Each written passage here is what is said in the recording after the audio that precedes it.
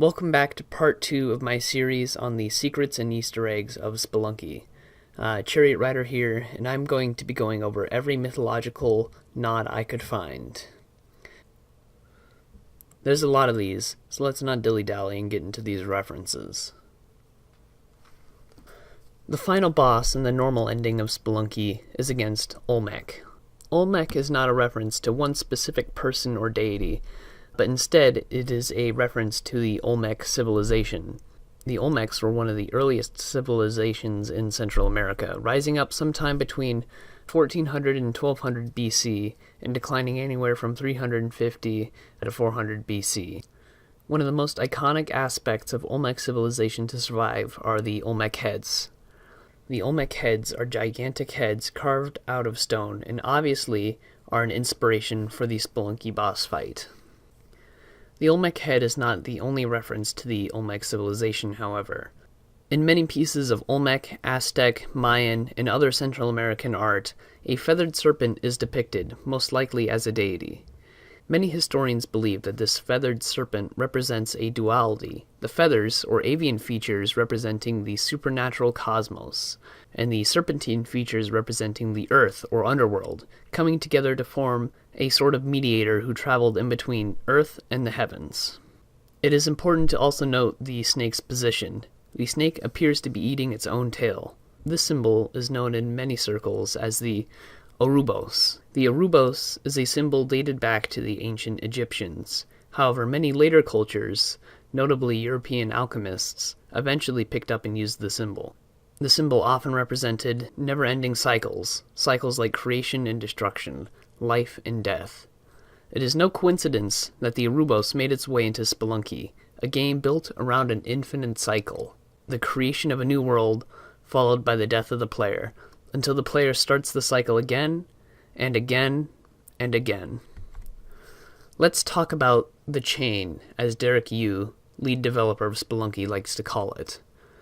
The chain is a series of tasks the spelunker must complete in order to access the secret ending of Spelunky. Every artifact along the chain has some sort of mythological significance, so let's break them down one by one, starting with the Ujat Eye. The Ujat Eye, acquired in the mines, is a reference to the Eye of Horus. Horus is one of the major Egyptian deities and took the form of a falcon.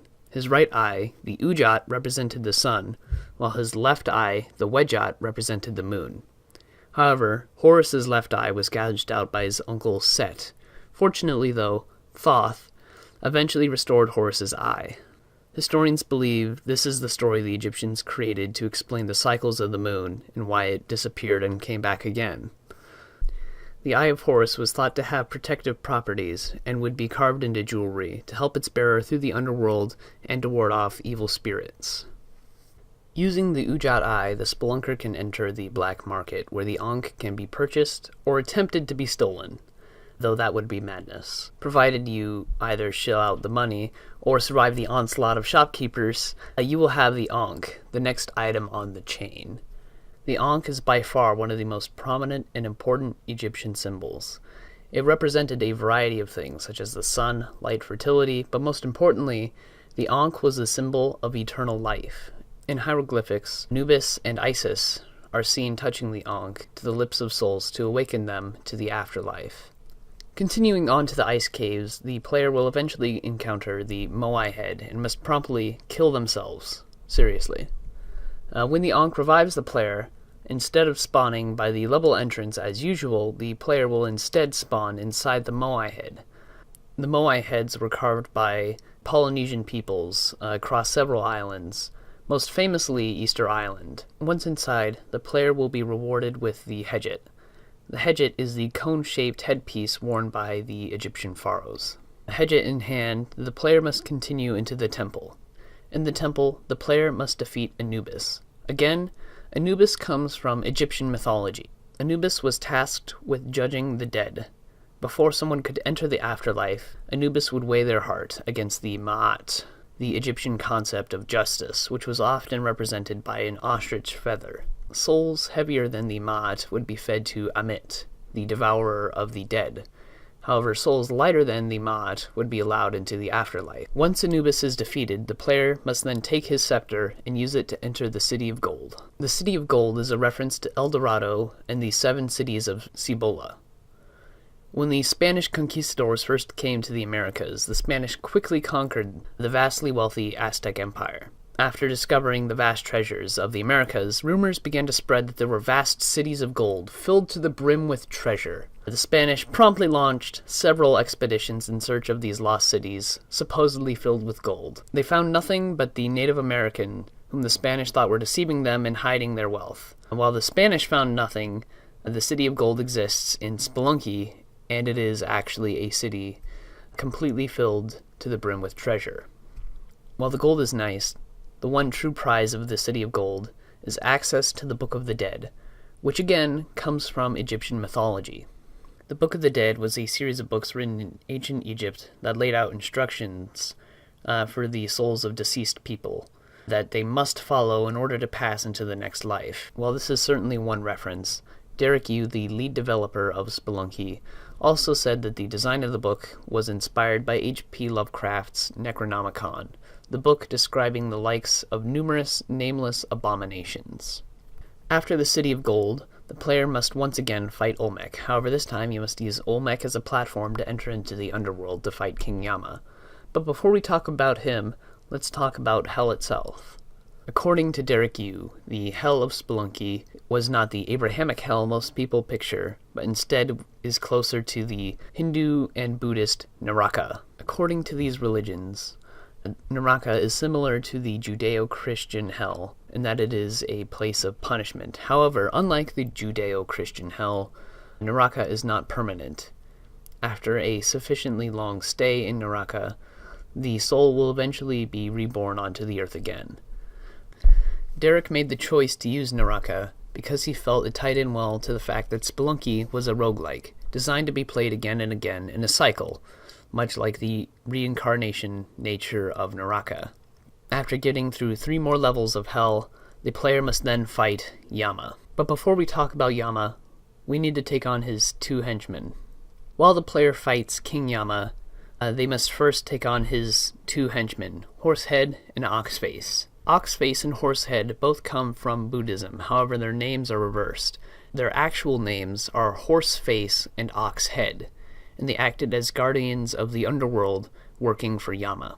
Speaking of Yama, Yama is the Hindu-Buddhist god of the dead, and presides over the fiery pits of Naraka. Once the player defeats Yama, they have defeated the chain and get to see the secret ending of Spelunky. There are several other references to culture and mythology, and I'm going to go over those now. In Chinese mythology, if a person dies a long way from their home, it is believed that they will eventually become a Jiang Shi. Jiang Shi are undead creatures that have stiff arms and legs, requiring them to hop if they wish to move anywhere. Jiang Shi make an appearance in Spelunky's haunted jungle levels. Like their real-life counterparts, Jiang Shi exclusively move by hopping, making this reference top-notch. The demons in the underworld most resemble the Japanese Oni. On dark levels, players can collect scarabs, which are one of the most important Egyptian symbols. The Egyptian scarab is often associated with Khepri, the Egyptian god who served Ra, and was represented by the scarab. Because of the scarab's tactic of laying their eggs in dung balls, which the larvae eventually emerge from, the scarab is often associated with the heavenly cycle of rebirth. Khepri's job was to roll the sun, much like a scarab rolls around a dung ball, across the sky every day. Throughout the game, the Spelunker rescues damsels that restore his or her health, but in the final levels of the game, Spelunky throws in a twist. Now there are 2 damsels on every level, one of which is actually the damsel in distress, but the other is the succubus that will sap you of your health. The origin of the succubus comes from medieval European folklore. The succubus would appear in the form of a beautiful woman in an attempt to seduce men, which she would then leave in a state of disoriented mental capacity or possibly dead. To wrap up this exploration of cultural Easter eggs, let's talk about Kali, the deity you sacrifice bodies to over the course of Spelunky. Kali comes from Hindu mythology, who is known for slaying the demon Raktabiha. When fighting Raktabiha, Every drop of his blood that hit the ground turned into a clone of himself. Kali defeated him by drinking every drop of his blood that he bled, until eventually every copy of himself had been killed. Kali is also commonly depicted using a kapala, an ornately decorated skull, in many rituals. I only mention the kapala because if the player sacrifices enough to Kali, they will be rewarded with a kapala of their own. And that is every mythological reference in Spelunky that I could find. It is possible that I missed one or two, so feel free to point out anything I missed in the comments. And if there's enough, I may even make a part 3 to this. One last thing, a special thank you to GruntingCrunchy for providing some of the footage of the hull levels in Spelunky, because I am not good enough to get there myself. I'm sorry.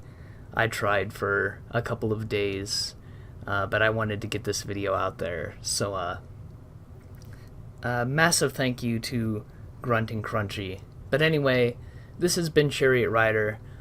You have a good day.